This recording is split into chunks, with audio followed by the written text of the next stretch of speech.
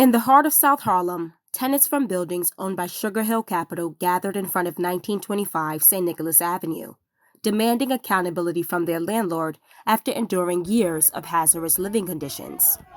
Organized by the Upper Manhattan Tenants Union, residents shared stories of severe rat infestations, collapsed ceilings, and dozens of unresolved building violations.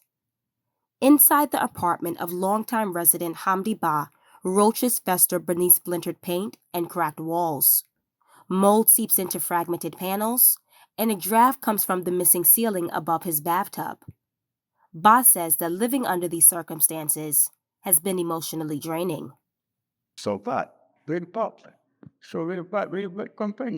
Despite filing multiple complaints with the management team, Choice New York, Ba has not received the scheduled repairs for his apartment. He says that although management has been promising to schedule the work for months, no one has ever come by to start repairs. Monique Sullivan, a longtime resident and president of the Franconia Tenants Association, says that even after bringing an inspector from the New York City Health Department, nothing has been done. We'll call them a complaint today. They will close it out tomorrow morning. This is a shared experience for many tenants at 1925 and others living in neighboring properties owned by Sugar Hill. According to The Real Deal, in 2018, Sugar Hill purchased 53 rent-stabilized buildings throughout Upper Manhattan for over $250 million.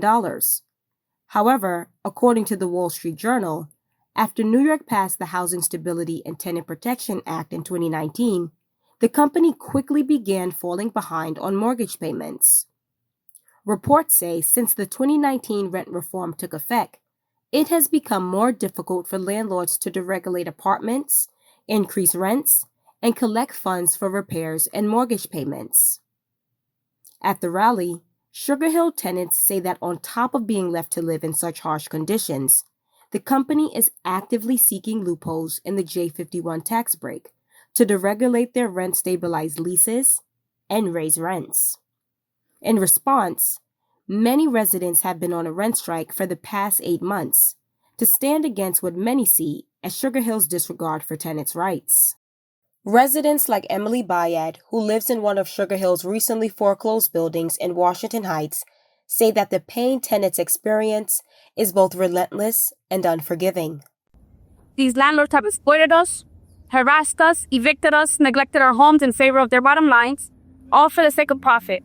And let me tell you personal, my child is a victim of their greed. In 2020, my daughter was exposed to lead in one of their buildings. Now she faces lifelong neurological issues because of their neglect. But here's the truth. These tactics may have worked in the past, but we are not the same tenants who sat back in the lockdown to punch and rough options. Back inside 1925, Monique Sullivan echoes the same call for justice, not only for the tenants in her building, but for all those affected by landlord negligence.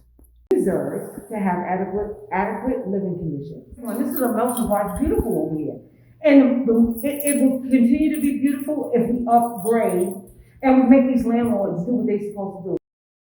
In the Wake tried reaching out to both Sugar Hill and Choice New York management, but neither company was open to answering questions. To learn more about your tenants' rights or get involved in housing advocacy, please visit metcouncilonhousing.org, uptowntenants.com, or follow your local tenant and housing organizations for updates. I'm your reporter, Alicia Mess, reporting from South Harlem for In the Wake TV.